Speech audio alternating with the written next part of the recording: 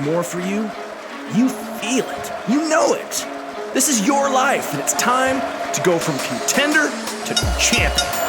This is The Show with John Madsen. Welcome back to The Show, everybody. I'm your host, John Madsen. This is The Show.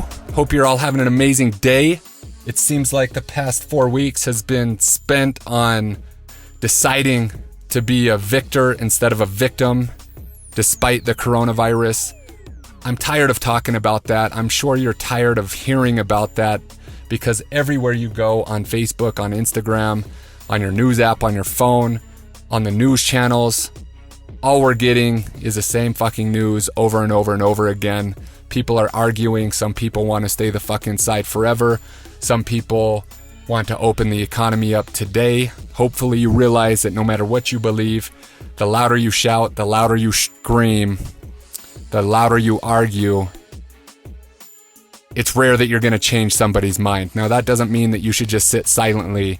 What I'm trying to say is I've never met anybody who's been extremely successful who wastes a ton of time trying to convince other people that they're right. The people that I look up to who are successful, they have opinions and they stand up for them, but their fucking focus is on moving the needle forward, for being a leader for their families, for being a leader for their companies, for being a leader for their employees, their clients. That's what they're focused on. They take responsibility right, straight, square on the chin. They don't deflect it. They don't make excuses, and they keep fucking going. And that's what you should do too. But that's not what today's episode is about. Today's episode, I'm just going to keep it short. This is something that you need to consider in all the things that you do, and something that can absolutely decide whether or not you are ultimately going to get the outcome that you really want, or whether you're just going to fucking struggle over and over and over again. In my Instagram direct messages, I was talking about the fitness industry and how over the weekend there was news that there's a huge probability and likelihood of 24-hour fitness going out of business.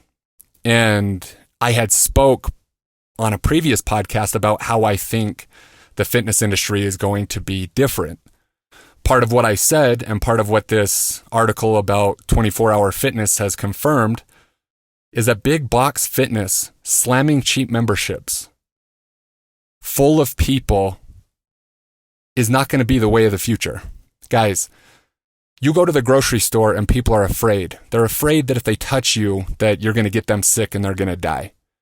Now, if we open the economy tomorrow, that the unconscious behavior, the fear that people have right now is not going to go away right away. It's going to take months. It's probably going to take a year. Who knows when or if everything goes back to normal. Now, you open up these gyms, some people are going to go back, but there's going to be a lot of people, a lot of general pop that are scared of germs, and they're going to be scared of the fitness centers who have tons of members and are playing in the price range right in the middle. You see, Planet Fitness has stuff that's like $10 a month. They have tons of members. They count on their members not showing up. I've never been in one of those fucking places because I refuse to. I hate their messaging. I can't stand it. I would never give them 10 of my dollars, but that's beyond the point. I assume that when you go into Planet Fitness that it's not that busy because they have thousands of members and 90% of which never show up. It's $10. Who gives a fuck? So business models that are extremely cheap might win, and business models like Equinox and the ultra high-end fitness studios that are pristine and clean and just fucking nice and there's not that many members, I think those gyms win too. But the ones that lose are the ones that are playing in the middle. The memberships that aren't $10, that aren't $200, that are just kind of right in the middle. I think that group fitness is going to die as well. I think that group fitness is going to die because, again, you got a lot of these CrossFit gyms. It's owner operated. They've built reputations on being kind of grimy and hardcore. I did. Mine's a strength and conditioning gym that I used to have. And I was like, fuck, there's chalk all over the place. Like we're coming in here to work. But now gym owners are going to have to clean the fuck out of those places. People are going to have to not be like jam-packed in. So you're either going to have you're going to have a big enough space, which is going to require more overhead, or you're going to have to take less people and require higher price memberships. I don't think a lot of people are gym owners are business savvy enough to adapt to that. And what I said was that people are wanting to do at-home fitness. I have a gym in my garage. I had 3 neighbors come over to me while I was working out over the weekend, and they were like, John, where can I get some dumbbells? Man, I've looked all over the place. I've looked on the classifieds. I've looked at the lifting sites. They're all back ordered. Yeah, because nobody can go to the gym and everybody's buying fucking equipment. Peloton knew this. There's stuff like the Mirror and other fucking things that are at-home fitness where people can just get their fitness on. People are buying badass fucking garage gyms. Now that's what I recommend. I don't recommend getting a couple dumbbells, a couple bands. You can, depending on what you want. But if you want to be a fucking savage, if you want to do fitness the way I like to do fitness, you're going to get it all. Squat rack, barbells, dumbbells, fucking get it all. And there's nothing more convenient than hitting a workout in your garage, going inside, showering, getting food, and then going to work. And people are realizing this. They might not want to do fitness like me, so they get a couple dumbbells, a couple kettlebells, some bands, and they knock it out. They might even do some dumb shit, some stupid $2 app, $9 app where they just sweat all over the fucking carpet and get their sweat on and feel good about it. But what I'm saying is a lot of people aren't going back to the gym. Some people are, but a lot of people aren't. And so in my direct messages, a guy asked where I'd recommend getting fitness equipment. And my answer was, dude, I get all my fitness equipment from Rogue. There's Sorinex, there's Elite FTS. Like, those are my top 3. I don't have any affiliation with them. If you don't even know what the fuck I'm talking about and you go to the website, like, I get no fee from just spitting their names out. That's the best fucking shit. And you buy it once. And it reminded me, because his next comment is what this podcast is actually about. He said, yeah, man, I know, but it's just so damn expensive. It's just so damn expensive.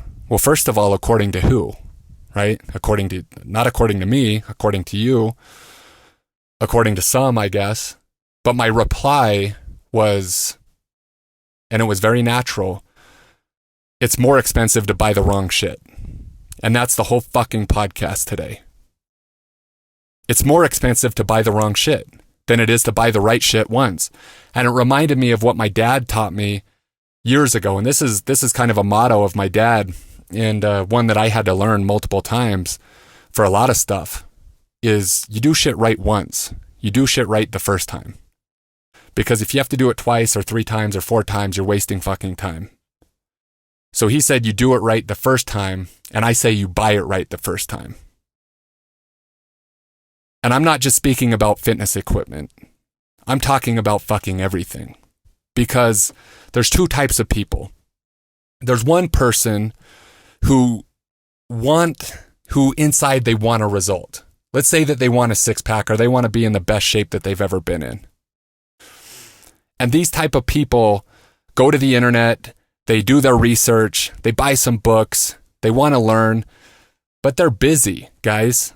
If your background isn't fitness and it's not strength and conditioning, you can read all the fucking magazines, you can read the articles, but the problem is there's contradictions. And you read one article and then you read another guy and they're saying what is seemingly opposite things because your knowledge isn't to the point where you can tie all that shit together. It takes years, guys. And so you're trying to piece together shit because it's free. Information is free. If you want a fucking workout plan, if you want a meal plan, just Google it. Just Google it. You can get that shit for free. Fitness isn't some secret. It's all out there. The problem is you get contradicted and then you get confused. And when you get confused, you stop making progress. Or because there's a lot of good information for free, there's a whole lot of shitty information for free. So then you start going down one road that's fucking not the road that's going to lead you to the ultimate success. But you're trying to do everything for the cheapest option available, which sometimes is free. And then if you get sick and tired of that shit, then you scroll up and down your Instagram feed or Facebook feed and you see a bunch of bullshit fucking programs for $9.99 $29.99, and you're buying a program that you could have gotten for free by searching for it on Google. Everybody's taking you to landing pages and dubbing their method the fucking secret method to a 6-pack in 90 days. And they have all these testimonials and they're fucking talking about some topic that's like, fuck, that guy seems smart. I'm going to buy it. I got to know the secret. And then you open the shit up and it's fucking stupid ass at home workouts, sweating all over the carpet and a meal plan. And even if it's good shit, you don't do it because you don't fucking value it. Because the $29 is the amount of money and energy that you're willing to put into you. And is $29 enough to move you to the ultimate transformation? For some of you, maybe. 99% of you know it's not. It's not. And so these people who are selling these programs like, fuck, I just want my hands off. I want a business that I can print up some workouts, put in all my shit, have people buy it for $29, have thousands of people buy it. And if somebody gets results, cool, I'll get a testimonial. 1 in 1,000 will fucking get results. And the other one, well, fuck it. It's their fault. I don't do shit like that, guys. Which brings me back to the point. It's more expensive to buy the wrong thing. How is it more expensive to buy a $29 thing than a program that costs you in the thousands? It's more expensive because it's not just about the fucking money. It's about the time you waste.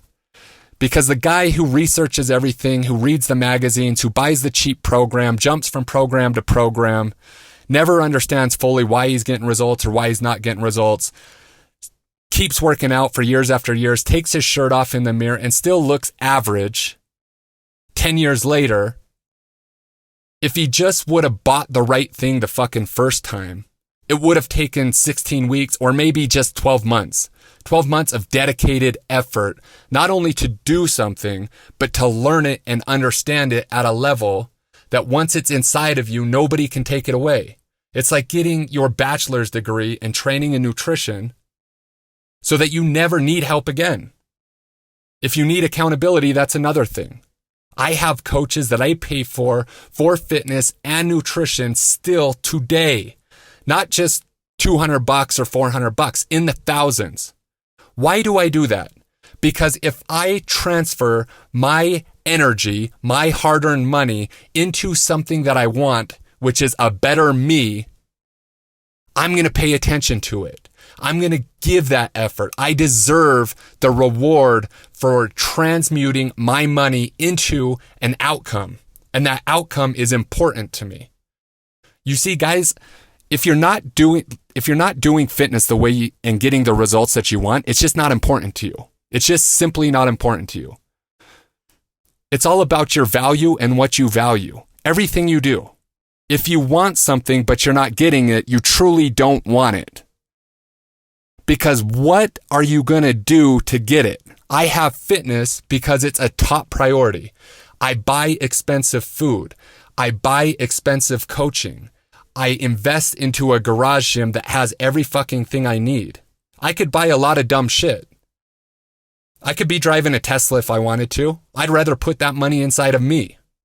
You see, it's what you value. If you're a fat ass driving a Tesla, it's because you value fucking your Tesla over your goddamn health.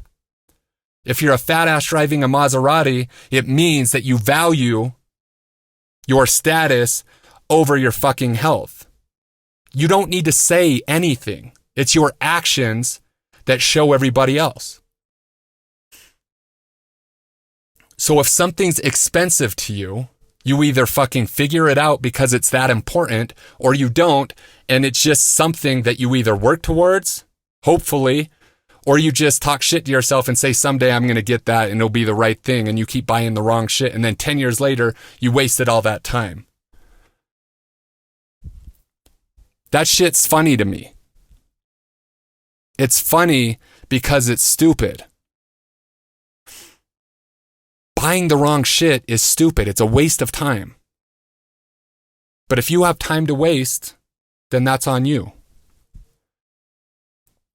So the one thing I want you to think about is where are you buying the wrong shit?